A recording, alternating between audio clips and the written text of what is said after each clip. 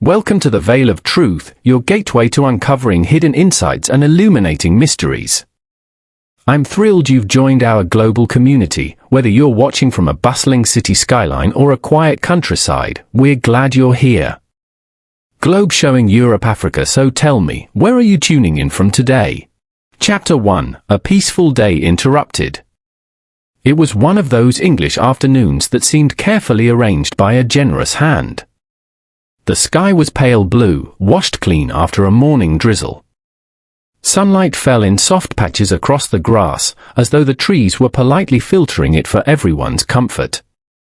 In Regent's Park, the world had put on its best face. Children sailed paper boats along the water's edge, couples strolled without haste, and a distant bandstand offered a faint tune that drifted and faded like a pleasant memory.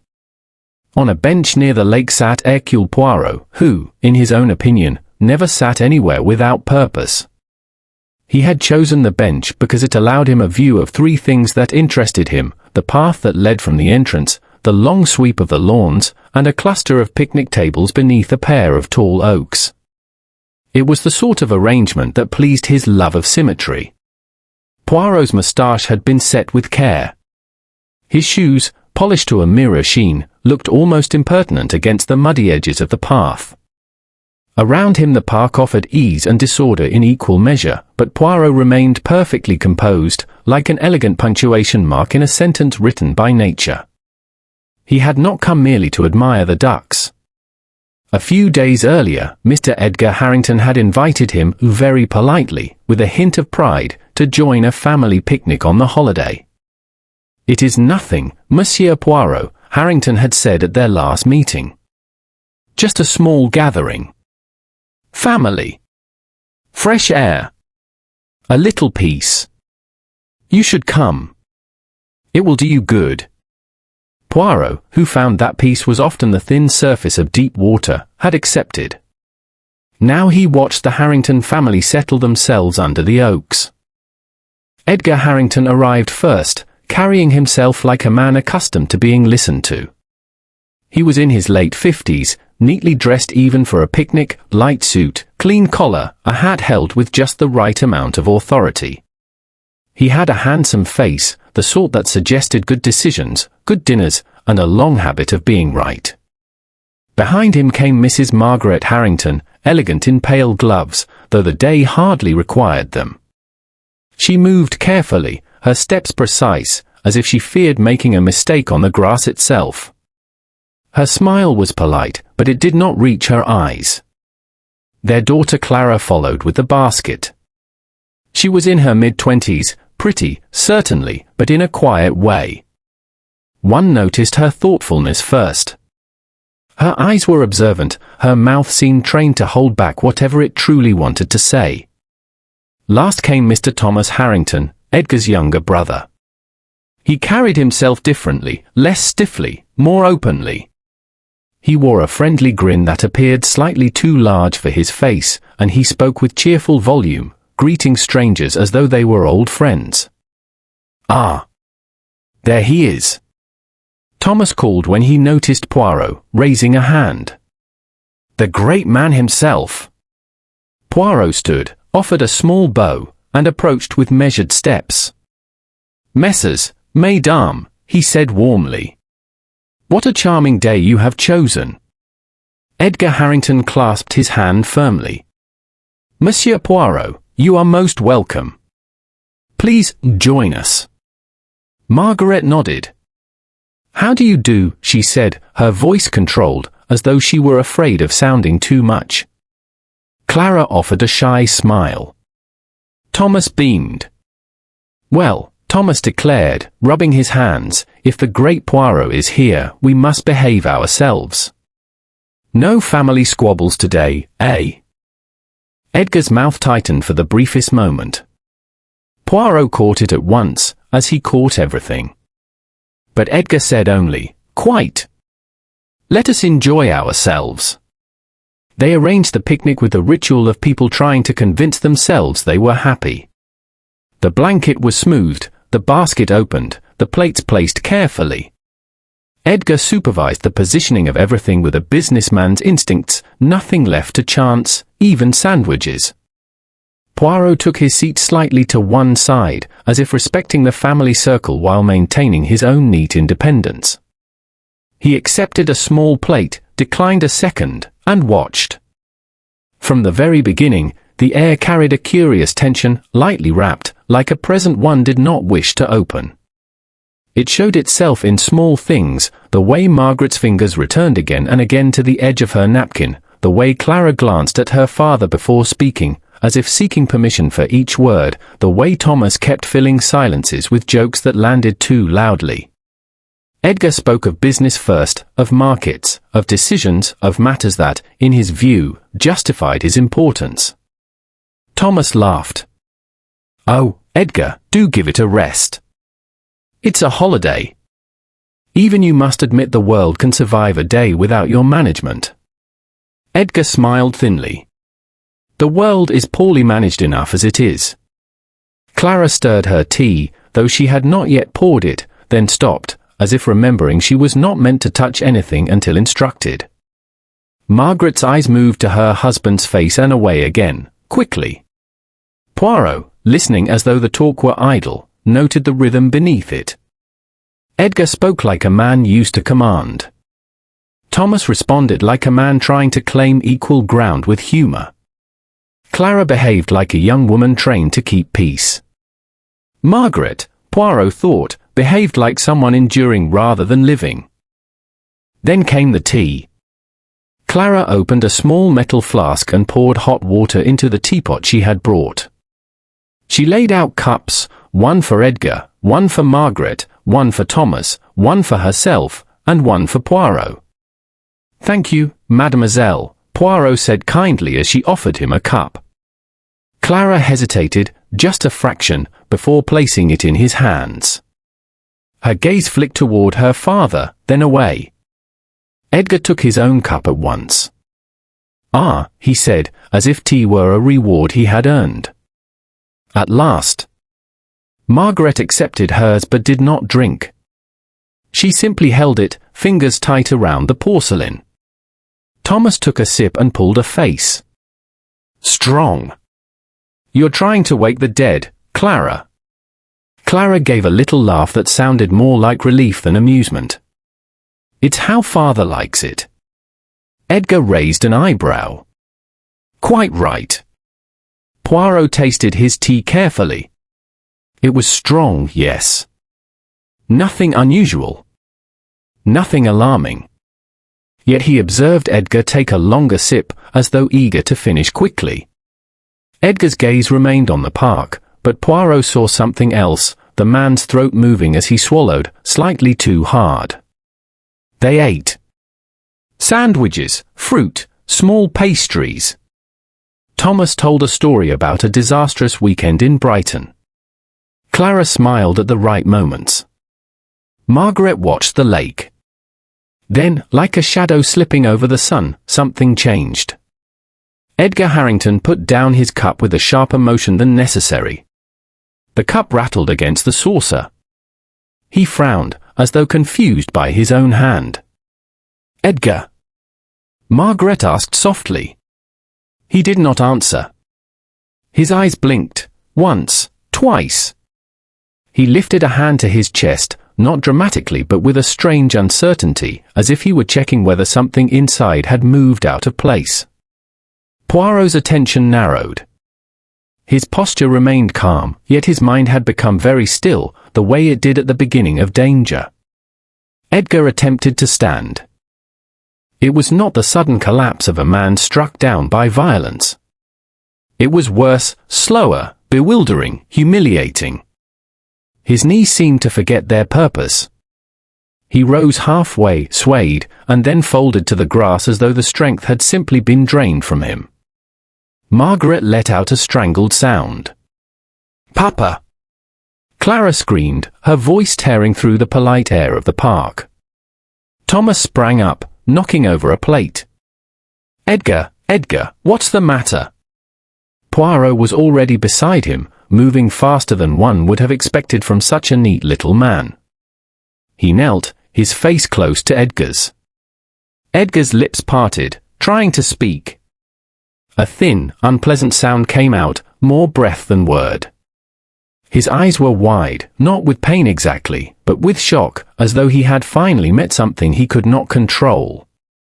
Poirot's gaze flicked to the teacup lying on its side in the grass. A small pool of tea darkened the blades.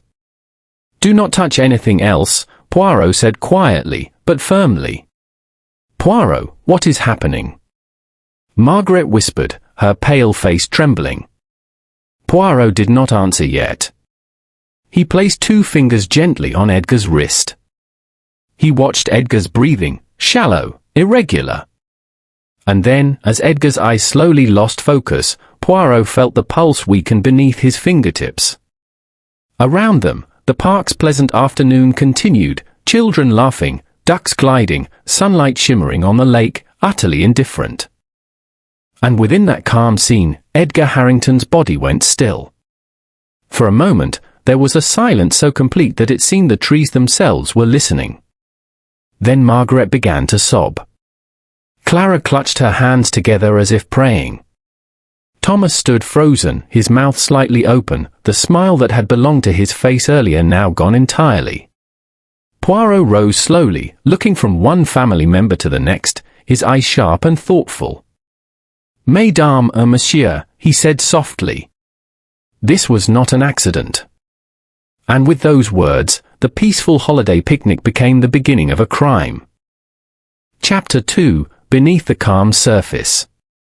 The moment Edgar Harrington's body lay still upon the grass, the park seemed to lose its color. The laughter of children faded into distant echoes, the birdsong softened, and even the breeze appeared to hesitate, as though the world itself had sensed a boundary had been crossed. Poirot remained kneeling for a moment longer, his expression grave but composed. He gently closed Edgar's eyes, a gesture of dignity rather than sentiment. "He is gone," Poirot said quietly. "I am very sorry." Margaret Harrington let out a cry that sounded as though it came from somewhere deep within her chest. She sank to her knees beside her husband, clutching his hand, her fingers trembling violently. "No, no, this isn't possible," she whispered. "He was fine. He was perfectly fine." Clara stood frozen, her face drained of color. Her lips moved, but no sound emerged. Thomas stared at his brother's body with wide, unblinking eyes, his mouth half open as if trying to form a question he dared not ask. Poirot straightened slowly. "We must not touch anything further," he said gently but firmly. "And someone must inform the authorities." Thomas seemed to snap out of his trance. "Yes, yes, of course. I'll go. There's a police post not far from here." He turned quickly, almost too quickly, and hurried away along the path. Poirot watched him go, his gaze thoughtful. Margaret swayed, and Clara caught her just in time. "Mamma, please, sit down," she whispered, guiding her mother back onto the blanket. Poirot turned his attention to Clara. "Mademoiselle, please breathe slowly. You are in shock." She nodded faintly. I don't understand. He was talking only moments ago." "Yes," Poirot replied softly. "Death can be terribly swift." Within minutes, a small crowd had gathered at a respectful distance. Whispers spread like ripples on water. A woman clutched her child and moved away. A man removed his hat. Poirot disliked crowds. They confused emotion with fact. When the constable arrived, breathless and red-faced, Poirot stepped forward and identified himself. The man's posture straightened immediately. "Inspector Miles will be here shortly, sir," the constable said. He was nearby. "Très bien," Poirot replied. Soon enough, Inspector Miles arrived, tall, broad-shouldered, with a face shaped by long hours and practical thinking. He surveyed the scene with a professional eye. "Poirot," he said with a nod. "Unfortunate circumstances." "Indeed," Poirot replied. And delicate ones. Miles crouched beside the body. No sign of struggle. No wounds. Looks like a collapse. Poirot gestured gently toward the teacup lying on its side. Perhaps. But collapses, mon ami, do not usually leave such questions behind. The inspector examined the cup. Tea? Yes. Anyone else drink from it? They all had tea, Poirot said, but only Monsieur Harrington finished his. Miles nodded slowly. Poison, then? I believe so. Margaret overheard this and let out a broken cry. Poison? No, no one here would do such a thing. Poirot approached her carefully. Madam, please understand. We do not accuse. We only seek truth. Her hands trembled. Edgar had enemies in business, perhaps. People envied him. Perhaps, Poirot agreed. But today, he was among family. The word hung in the air. The inspector instructed the constable to cordon off the area. The body was respectfully covered. The picnic basket, cups, and food were carefully collected. Poirot stood slightly apart, observing. He noticed how Clara kept glancing at the teapot, then quickly looking away. He noticed how Margaret's hands were clasped tightly together, her knuckles white. And he noticed something else, something small. On the grass, just beneath the edge of the blanket, lay a tiny glass vial. Nearly invisible. Empty. Poirot stooped and picked it up carefully, using his handkerchief. Inspector, he said quietly, this may interest you. Miles raised his brows. What is it? A small bottle. Perhaps once contained medicine. Or something else. Margaret looked up sharply. I've never seen that before. Clara swallowed. Nor have I. Poirot watched Thomas's return from a distance. He had slowed his pace now, his earlier urgency replaced by something heavier. The police are on their way, Thomas said, slightly breathless. Then he noticed the vial in Poirot's hand. What's that? Something dropped, Poirot replied evenly. Do you recognize it? Thomas shook his head. No. But Poirot noted the tightening of his jaw. Soon, the park was officially sealed.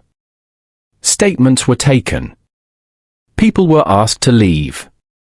Margaret sat in silence, staring at the ground. I should have known, she murmured suddenly. Poirot turned toward her. Known what, madam? She shook her head. That something was wrong. Edgar had been distracted lately. Distant. Had he enemies?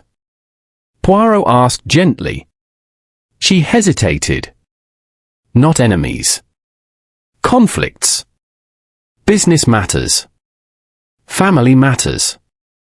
Family matters, Poirot repeated softly. Clara spoke suddenly. Father argued with Uncle Thomas 2 nights ago. Thomas stiffened. That was nothing. They were shouting, Clara insisted. I heard them. About what? Poirot asked. Clara hesitated. Money. Thomas sighed sharply. It was nothing serious. Brothers argue. Poirot smiled politely. Indeed. But arguments leave footprints, monsieur. The inspector returned, clipboard in hand. We'll need everyone to come to the station later for formal statements. For now, you may go home, together.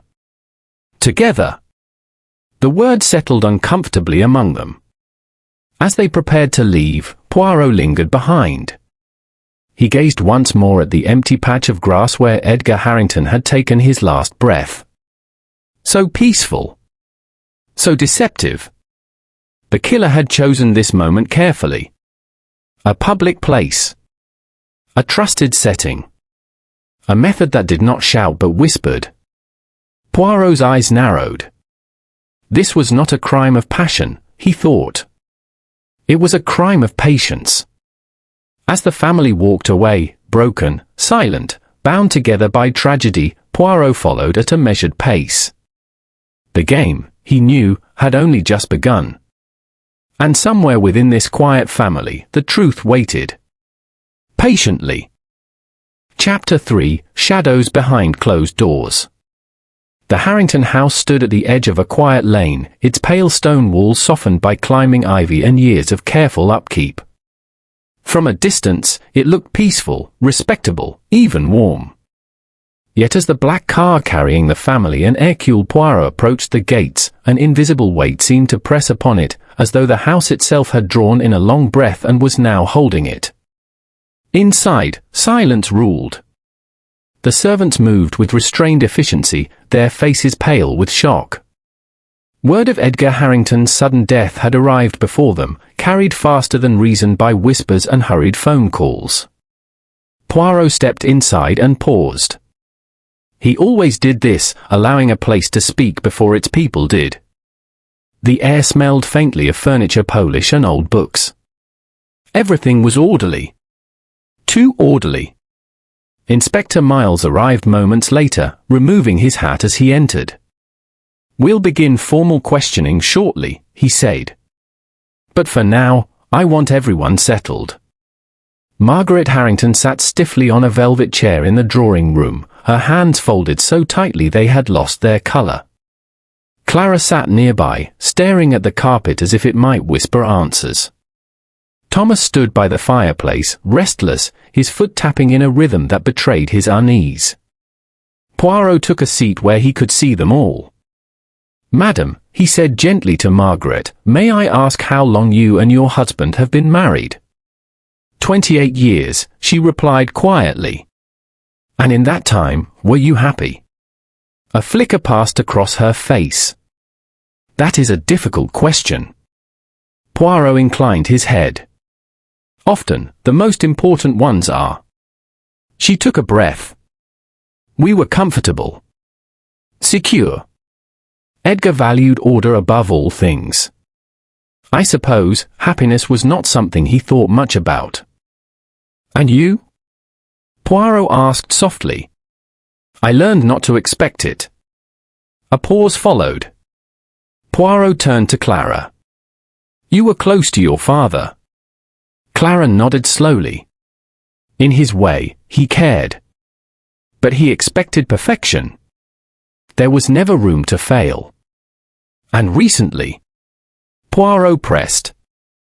She hesitated. "He disapproved of something. Something important to me." "What was that?" She hesitated again, then shook her head. "I can't say." Poirot did not press her further, for now. He turned his gaze to Thomas. "You and your brother," he said gently, "had disagreements." Thomas laughed weakly. "All brothers do." "About money?" Poirot asked. Thomas's smile faded. He controlled everything. The business. The accounts. Even my allowance, if you can believe that. I'm not a child. Yet you depended on him, Poirot said calmly. Thomas's jaw tightened. Yes. And he enjoyed reminding me of it. Poirot nodded thoughtfully. The inspector cleared his throat. We found something of interest at the park. A small glass vial. Margaret stiffened. A vial? Yes, Inspector Miles continued. Possibly used to carry poison. Silence fell like a curtain. Clara's breath caught. Poison? Poirot watched carefully. Who among you uses medicine regularly? He asked. Margaret shook her head. Only mild sleeping draughts. Prescribed. Thomas shrugged. Nothing stronger than brandy. Poirot turned to Clara. She hesitated. I take herbal tinctures. For nerves. Poirot's eyes sharpened slightly. Herbal tinctures, he repeated. Prepared by whom? By myself, she replied. I studied botany at university. I still keep the habit. Ah, Poirot murmured. A useful skill. Her cheeks flushed faintly. You think I? No, no, Poirot interrupted gently. I think only that knowledge is a powerful thing. And power is never innocent. The room grew colder. Inspector Miles stood. We'll need to search the house. No one objected. As officers moved through the rooms, Poirot remained seated, listening to the house breathe. Footsteps echoed overhead. A door creaked. Somewhere, a clock ticked with slow insistence. Then a constable returned, holding a small wooden box. We found this in Miss Clara's room, he said. Clara looked up sharply. That's my herb box. Poirot examined it. Inside were neatly labelled vials, lavender, valerian, chamomile. And one small vial without a label. Poirot lifted it carefully. This is empty, he observed. Clara's face drained of colour. I must have misplaced the label. Perhaps, Poirot said. Or perhaps it was never labelled. Margaret stood abruptly. Are you accusing my daughter? No, madam, Poirot said calmly. I am observing. Thomas laughed nervously. This is ridiculous. Anyone could have used that bottle. Exactly, Poirot replied. Silence fell again. Inspector Miles sighed. We'll send this for testing. As the officers continued their work, Poirot wandered toward the window. Outside, the garden lay still. A place of beauty, carefully maintained. He noticed something odd near the flower bed, a patch of disturbed soil. He stepped outside. Kneeling, he brushed aside a thin layer of dirt. Beneath it lay a folded handkerchief. Men's. Monogrammed. T.H. Thomas Harrington. Poirot did not call attention to it. Not yet. Inside, voices rose slightly. I didn't kill him. Thomas protested. I loved my brother. And yet, Poirot said quietly from the doorway, love does not always prevent harm. Thomas turned sharply. Are you accusing me now? Poirot met his gaze calmly. I am saying only this, someone in this house had knowledge, motive, and opportunity. The room fell silent. Which of you, Poirot continued, had all three? No one spoke. But in the silence, fear took shape. Poirot felt it, thick, heavy, pressing against the walls. And beneath it all, a truth waited. A truth that was still hiding. Chapter 4, The Cracks Beneath the Calm. The Harrington house had fallen into an uneasy stillness, the kind that pressed against the walls and refused to leave. Evening light filtered through the tall windows, casting long shadows that stretched across the floor like silent witnesses. Outside, the wind stirred the trees, brushing their branches together in soft, whispering warnings. Hercule Poirot stood alone in the drawing room, his hands folded behind his back. He studied the fireplace mantel with careful interest, though his thoughts were far from decorative objects. Every room, every person, every silence was now part of the puzzle. Inspector Miles re-entered quietly. We've secured the house for the night. No one leaves without notice. Poirot nodded. Good. Fear makes people careless, mon ami. And carelessness reveals truth. They were interrupted by the soft sound of footsteps. Clara appeared in the doorway, her face pale but composed. Monsieur Poirot, may I speak with you? Of course, mademoiselle. They moved toward the window, away from the others. I know what people must be thinking, she said quietly. That I poisoned my father. Poirot studied her face. Her eyes were red, but not wild. Controlled grief, he noted. Controlled, perhaps too well. I think nothing without reason, he replied. But I do wish to understand you. She nodded. I loved my father. But he was difficult. He planned my life as though it were a business contract. Marriage. Career. Even my friendships. And recently. She hesitated. Recently, I told him I planned to leave. I had an offer abroad, research work. Something meaningful. And his response? He forbade it. Her voice trembled. He said I owed him obedience. That everything I had was because of him. Poirot studied her carefully. Did you argue? Yes. Loudly. When? The night before the picnic. Poirot absorbed this. Did anyone else hear? She shook her head. I don't know. He nodded.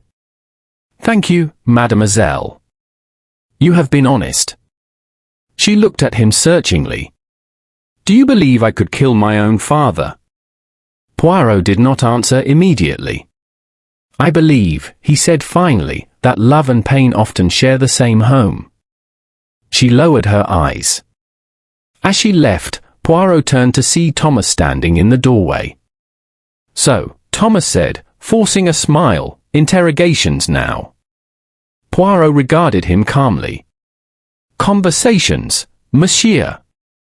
Very different things. Thomas scoffed. You think I killed Edgar, don't you? I think you resented him. Thomas's smile faded. Who wouldn't? He controlled everything. Money. Decisions. Even opinions. But I didn't kill him. Poirot tilted his head slightly. You depended on him. Yes, Thomas snapped. And he knew it. That can breed resentment, Poirot said gently. It can also breed gratitude, Thomas shot back. Poirot studied him. Which did you feel? Thomas looked away. Both. A pause settled between them. Where were you before the picnic? Poirot asked. In the study. Making a phone call. To whom? A friend. Which friend? Thomas hesitated, just long enough. A business contact. Poirot nodded slowly. Conveniently vague. Thomas's jaw tightened. You're twisting things. None, Poirot replied softly. I am untangling them. As Thomas stormed away, Inspector Miles approached. We've found something else, he said. In the garden shed. Poirot followed him. Inside the shed, among gardening tools and old boxes, lay a small metal tin. Inside it were crushed herbs, some harmless, others less so. Recognize them? Miles asked. Poirot examined the contents. Yes. This is foxglove. Miles frowned.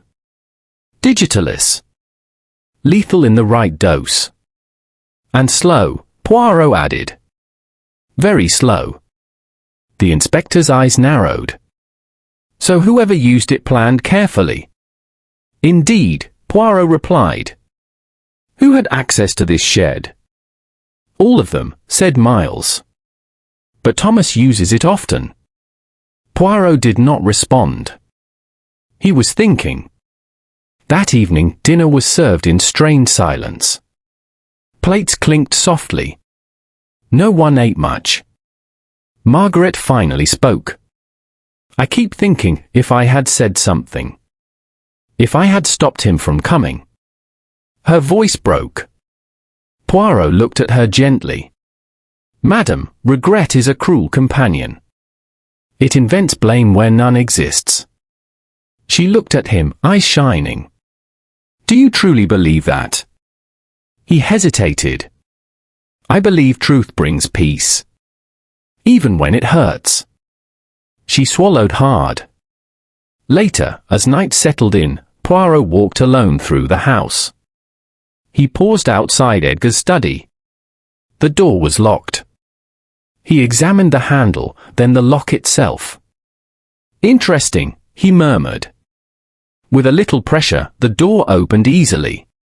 Inside, the room was neat, too neat. The desk held no papers. The drawers were empty. A man like Edgar Harrington, Poirot thought, would never leave his affairs so exposed. Unless he had already removed what mattered. Poirot noticed a faint mark on the desk surface, as if something heavy had once sat there. A box, perhaps. Suddenly, a sound behind him. He turned to find Margaret standing in the doorway. I wondered where you'd gone, she said softly. Poirot met her gaze. This room has been cleaned recently. She nodded. Edgar liked order. Or secrecy, Poirot said. Her eyes flickered. He had his reasons. Poirot studied her face. There was grief there, a real grief. But also something else. Relief. Before he could speak, a sound echoed through the house. A sharp crack, like glass breaking. They hurried toward the noise. In the hallway, Clara stood trembling beside a shattered glass frame. I dropped it, she whispered.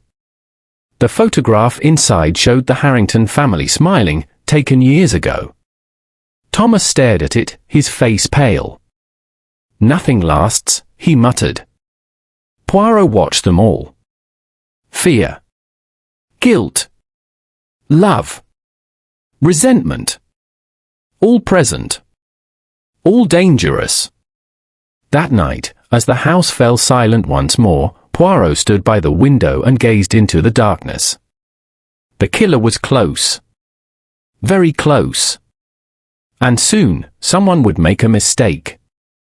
Chapter 5, The Breaking Point. Night settled heavily over the Harrington house, pressing against its walls like a living thing. The corridors no longer felt merely quiet, they felt watchful. Every floorboard creak sounded like a confession waiting to escape. Hercule Poirot remained awake long after the others had retired. He sat in the small sitting room near the back of the house, a single lamp casting a warm circle of light around him. In his hands, he turned the small empty vial again and again, studying it as though it might whisper its secrets.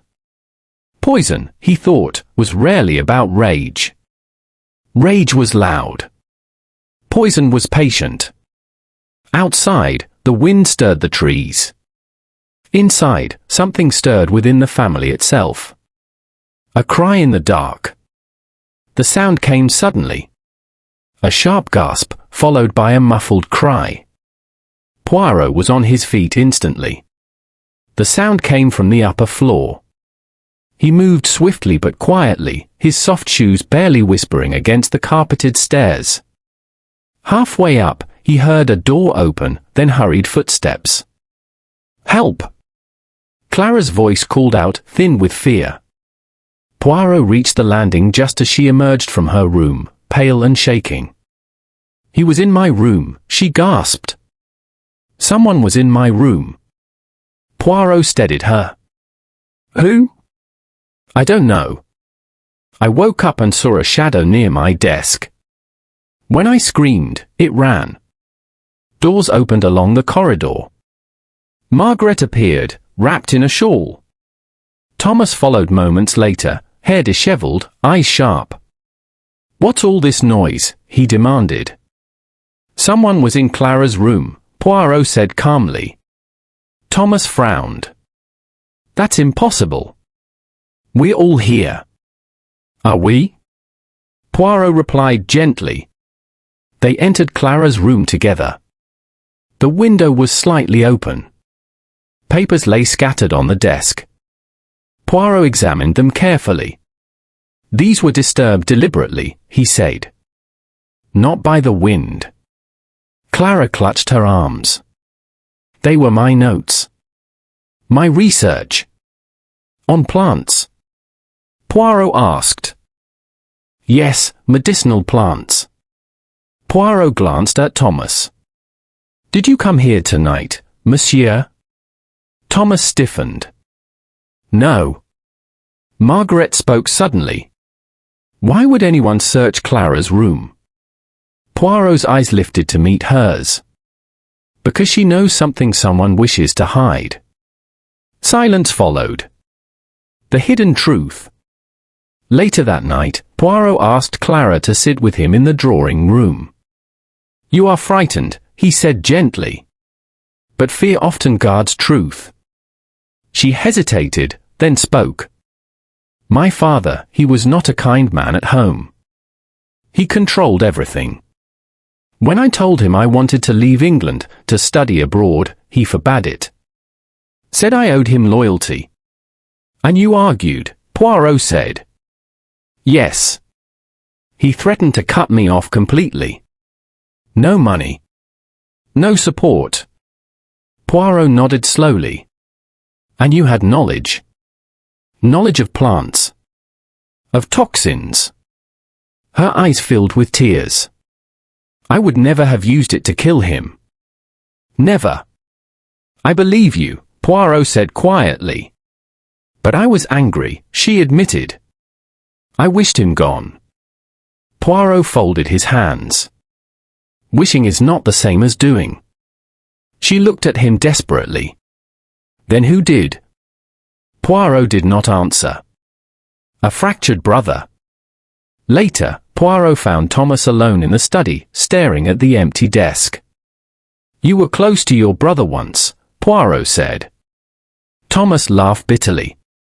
Long ago. Before he decided I was a liability. You depended on him financially. Yes, Thomas admitted. And he never let me forget it. Yet he planned to change his will, Poirot said. Thomas froze. What? Did you not know? Poirot asked gently. He intended to leave much of his estate to charity. Thomas's face drained of color. He never told me. Would that have concerned you? Poirot asked. Thomas's jaw tightened. He was my brother. And also your lifeline. Silence fell between them. You were seen near the garden shed earlier, Poirot added calmly. Thomas stiffened. I was looking for tools. For what purpose? I wanted to fix the gate. Poirot nodded slowly. At night. Thomas looked away. A mother's secret. Poirot later found Margaret sitting alone in the dining room, staring at a cold cup of tea. You loved your husband, Poirot said. Yes, she whispered. In my own way. But you feared him. She looked up sharply. He could be cruel without raising his voice, she said quietly. He controlled with kindness, with silence. That can be worse than anger. Poirot nodded. Did you know about the poison? Her breath caught. No. And yet, Poirot said softly, you were the one who insisted on tea that day. Margaret closed her eyes. It was habit. Or intention? She shook her head, tears slipping free. I wanted peace. Not death. Poirot believed her? The final piece begins to form. Near midnight, Poirot returned to the garden shed alone. He knelt where the earth had been disturbed earlier and dug carefully with his hands. Within moments, his fingers touched metal. A second vial. This one was not empty. Poirot stared at it, his expression unreadable. Ah, he murmured. So that is how. Footsteps crunched behind him. he turned to find Thomas standing in the doorway of the shed. "You should not be here," Thomas said. "No," Poirot replied calmly.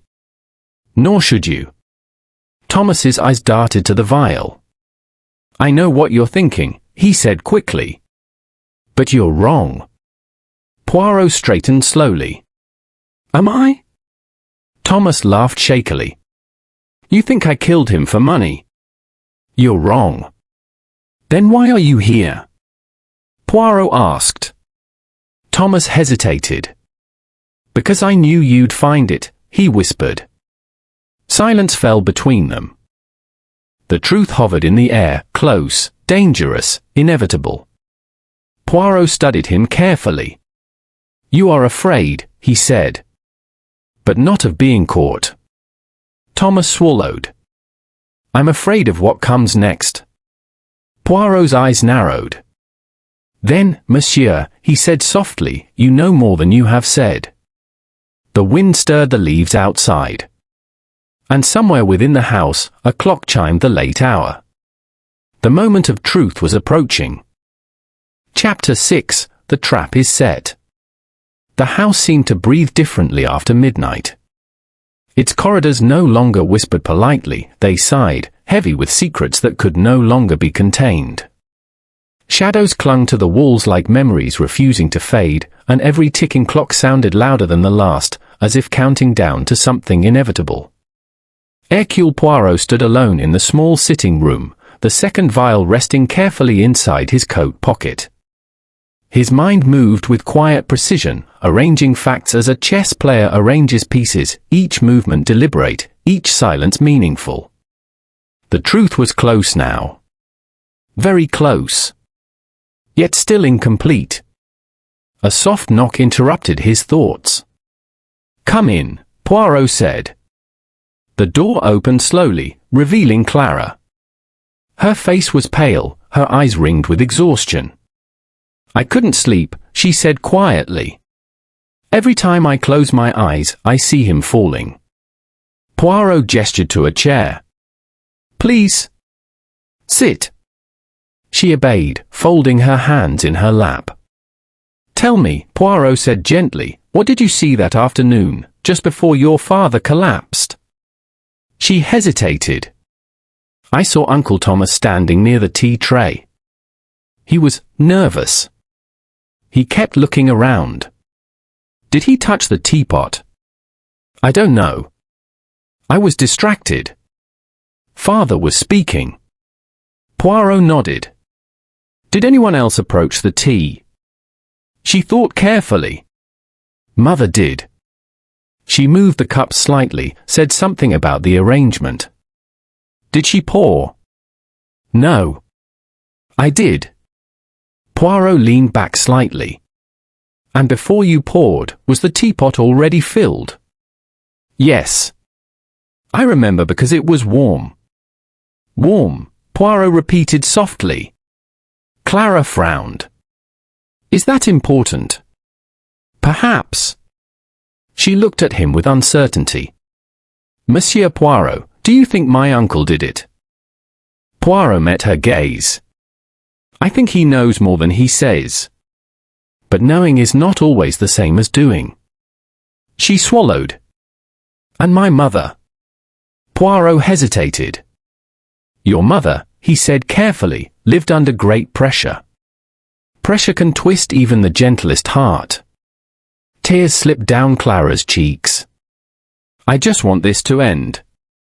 "So do I," Poirot replied softly. A conversation in the dark. Later that night, Poirot stood near the window of the study, watching the garden sway under the moonlight. Footsteps approached behind him. "I thought I'd find you here," said Margaret. Her voice was tired, stripped of its careful politeness. "You cannot sleep," Poirot said. She shook her head. "Every sound feels like an accusation." Poirot turned to face her. "Tell me something, madam. On the morning of the picnic, were you afraid?" She hesitated, then nodded. "Yes." "Of what?" Of losing control, she whispered. Of another argument. Of another humiliation. Your husband frightened you. She hesitated. He didn't raise his hand. He didn't need to. Poirot studied her closely. Did you ever think of ending his life? Tears welled in her eyes. I thought of escape, she said. Not murder. Poirot nodded. Escape is human. Murder is something else entirely. She exhaled shakily. I knew he planned to change his will. He told me the night before he died. Did that frighten you? Yes, she admitted. But not for money. For Clara. He wanted to control her even after his death. Poirot absorbed this. Thank you, he said softly. The final test. By morning, Poirot had made his decision. He asked Inspector Miles to gather everyone in the drawing room. They arrived slowly, tension written across their faces. Poirot stood near the fireplace, hands clasped. Mesdames, monsieur, he began, I believe I now understand what happened in the park. All eyes fixed on him. The poison was digitalis, he continued. A slow-acting substance derived from foxglove. When combined with heat, its effect intensifies. He paced slowly. The tea was prepared before you arrived at the picnic table. That is important. It means the poison was added earlier. Clara gasped. Then it wasn't done in front of us. Precisely. He turned toward Thomas. You were seen near the garden shed where foxglove was stored. Thomas clenched his fists. I told you I didn't kill him. Poirot raised a hand. Patience, monsieur. He turned toward Margaret. You suggested the tea. You arranged the cups. You had motive, fear, exhaustion, years of quiet suffering. Margaret's face drained of color. And yet, Poirot continued, you lacked the knowledge. He turned back to Clara. You had knowledge, but not the heart. The room fell silent. Poirot took a breath. There is only one person who had the knowledge, the motive, and the opportunity, but also the patience to wait. He turned slowly. Thomas. Thomas stepped back. You're wrong. Poirot's eyes hardened. You knew your brother intended to change his will. You knew your financial support would end. You had access to the shed. You had knowledge enough to observe Clara's habits and mimic them. I didn't poison him. Thomas shouted. No, Poirot agreed quietly. You prepared the poison days earlier. You hid it. But you did not intend to kill him that day. Silence fell. You meant only to weaken him, Poirot continued. To frighten him. To delay his decisions. But poison does not forgive hesitation. Thomas's breath came in ragged gasps.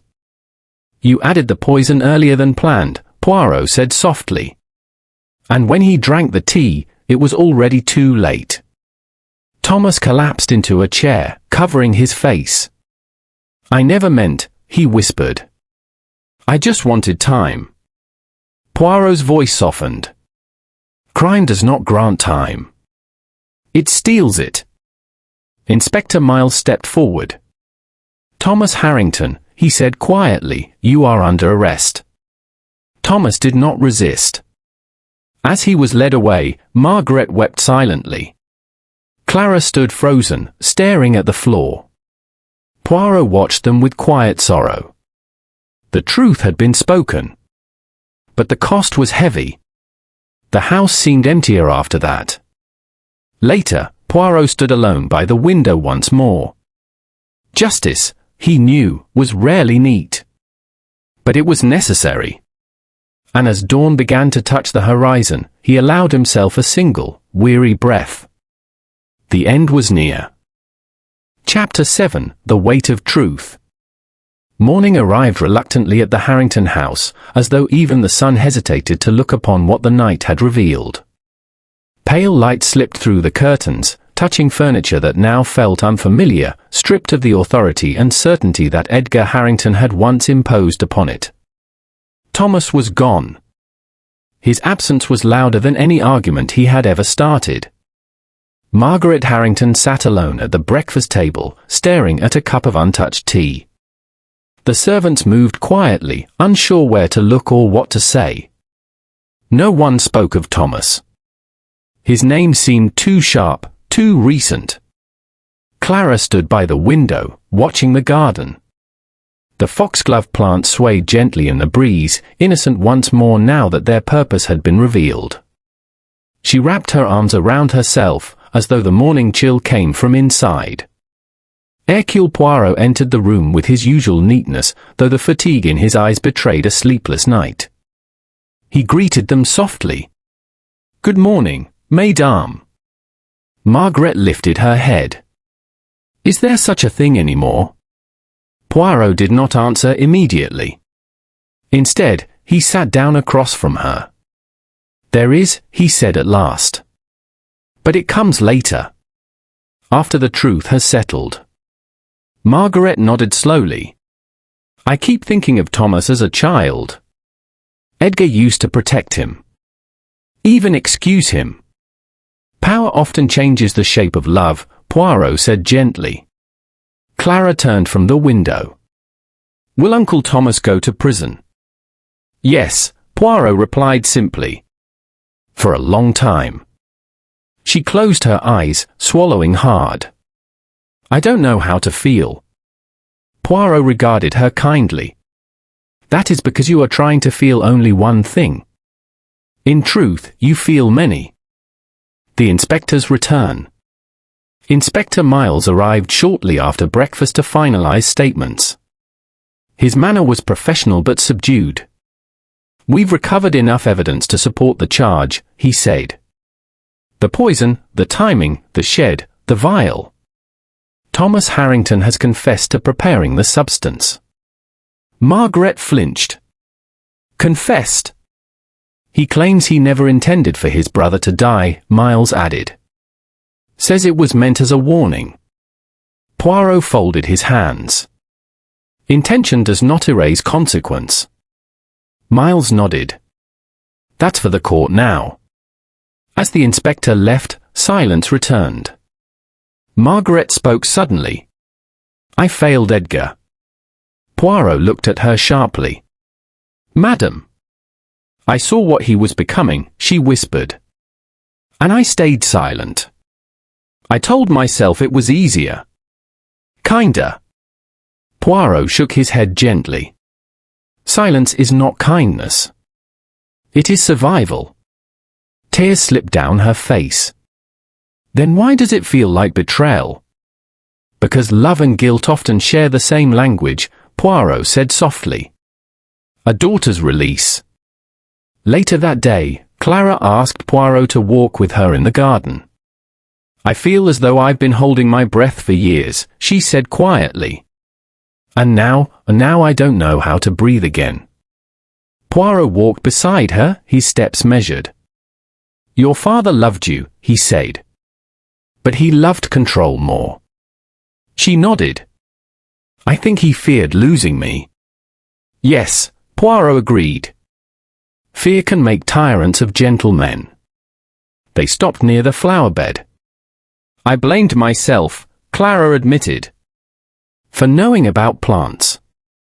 For pouring the tea. For wishing he would let me go." Poirot turned to her. "Knowledge is not guilt. And wishing for freedom is not murder." She met his gaze. "You're certain?" "Absolutely." She smiled faintly, for the first time since the picnic. "I've decided to accept the offer abroad," she said. "When this is over." Poirot nodded approvingly. "You must live. That is the only answer to death." Margaret's choice. That evening, Margaret asked Poirot to speak with her privately in the drawing room. "I've been thinking," she said. "About what comes next." Poirot listened. "I spent my life supporting Edgar's structure," she continued. "I don't know who I am without it." "You will discover her," Poirot said gently. She sighed. "The house feels too large now. Too full of ghosts." "Then change it," Poirot suggested. "Give it new purpose." She nodded slowly. "I plan to sell it." "Start again." Poirot smiled faintly. "A brave decision." She looked at him with sudden intensity. "Do you judge me, Monsieur Poirot?" He shook his head. "I observe. I understand. I do not judge." Relief softened her face. "The weight that remains." That night, Poirot packed his belongings. As he closed his suitcase, he paused, his hand resting on the handle. He reflected on the case. No stranger. No dramatic villain. Just family. Just fear. Just a quiet crime, born not of hatred, but of desperation and silence. As he prepared to leave the next morning, Clara met him at the door. "You saved us," she said softly. Poirot smiled gently. "No. I only revealed what was already there." She hesitated. "Will you ever forget this case?" Poirot adjusted his moustache thoughtfully. "Cases do not ask to be remembered. They insist."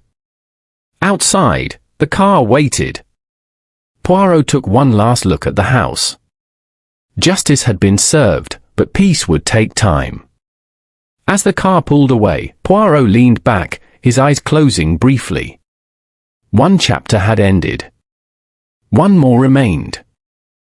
Chapter 8: The Final Reckoning. The morning mist lay low across the countryside, softening the edges of the world as though nature itself wished to offer mercy. The Harrington house stood quietly now, no longer heavy with tension, but still burdened by memory. Inside, the drawing room had been prepared for one final gathering. Hercule Poirot stood near the fireplace, his posture immaculate, his expression calm yet solemn. He had asked for everyone to be present: Margaret, Clara, Inspector Miles, and two uniformed officers who waited discreetly near the door. This was not a trial.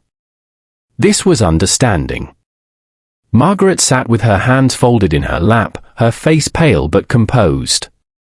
Clara sat beside her, quieter than usual, her gaze drifting between the floor and Poirot. Outside, the wind whispered gently through the trees, carrying with it the scent of damp earth and endings. Poirot cleared his throat.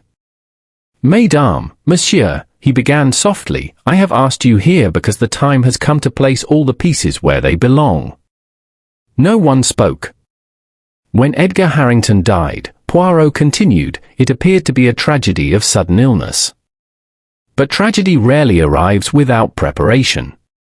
It is built, slowly, quietly, and often with love twisted into something dangerous. He turned slightly toward Margaret. "Madam, you lived for many years in the shadow of a powerful man. You endured control disguised as care. You endured silence disguised as peace." Margaret closed her eyes briefly. "You did not kill your husband," Poirot continued gently. "But you did fear him. And fear shapes choices." She nodded faintly. Poirot then faced Clara. "Mademoiselle, you were gifted with knowledge. Knowledge of plants, of healing, and, if misused, of harm. You carried guilt not because you were guilty, but because you believed your knowledge had opened the door to tragedy." Clara's voice trembled. "I thought if I hadn't studied those things, none of this would have happened." Poirot shook his head. "Knowledge is never the crime. Intent is." He turned at last to Inspector Miles. "And now, the truth." The room seemed to contract. "Thomas Harrington was a man living in quiet desperation," Poirot said. "He depended on his brother financially, emotionally, and socially. Yet he resented him deeply. When he learned that Edgar intended to change his will, to reduce or remove his support, fear took hold. Margaret gasped softly. He did not plan murder, Poirot continued. Not at first. He wished only to delay. To frighten Edgar. To buy time. Poirot stepped closer to the hearth. Using knowledge he had observed from Clara, never fully understanding it, he prepared a diluted form of digitalis. Enough, he believed, to cause weakness. Illness. Dependence. Clara's hand flew to her mouth. He hid the vial in the garden shed. He intended to administer it later, when the moment felt safer. But temptation overcame patience. Poirot's voice lowered. When Clara prepared the tea, Thomas saw an opportunity. He added the poison more than intended, believing he still controlled the outcome. Silence filled the room. He was wrong. Margaret's breath shuddered. The heat of the tea intensified the effect, Poirot said. Your husband collapsed not because he was meant to die, but because poison does not negotiate. Inspector Miles nodded grimly. Thomas panicked. Poirot continued. He hid the vial. He lied. And then he watched, helpless, as his brother died. A long silence followed. At last, Margaret whispered, he didn't mean to kill him. No, Poirot said gently. But intention does not erase consequence. Clara buried her face in her hands. Why didn't he stop? She cried. Why didn't he tell someone? Poirot's voice softened. Because fear, once chosen, becomes a prison. The inspector stepped forward. Thomas has formally confessed. He will face justice. Margaret nodded slowly, as though absorbing a truth she had always known. After a moment, she spoke. Edgar believed control meant love. Thomas believed fear meant survival. I believed silence meant peace. Poirot looked at her kindly. And now? She lifted her head. Now I choose honesty. The room felt lighter somehow, as though a long-held breath had finally been released. The last goodbye. Later that afternoon, Poirot stood outside as the family prepared to part ways. Clara approached him, her eyes clearer than they had been in days. I'm leaving for my research post next month, she said. I think I need to live my own life now. Poirot smiled. You will do so brilliantly. She hesitated, then embraced him gently. Thank you for seeing me. When she left, Margaret stepped forward. I don't know what the future holds, she said. But I know I won't hide from it. Poirot inclined his head. That is courage, madam.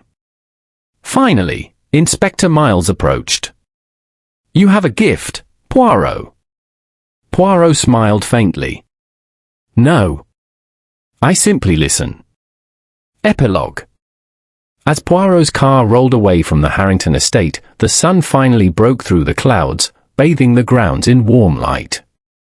Behind him, a house learned how to breathe again. Ahead of him lay another journey, another mystery waiting to be born. Poirot closed his eyes, content in the knowledge that justice, quiet, imperfect, but honest, had been done. For in the end, he knew one truth above all others. The most dangerous secrets are not the ones we hide from others, but the ones we hide from ourselves.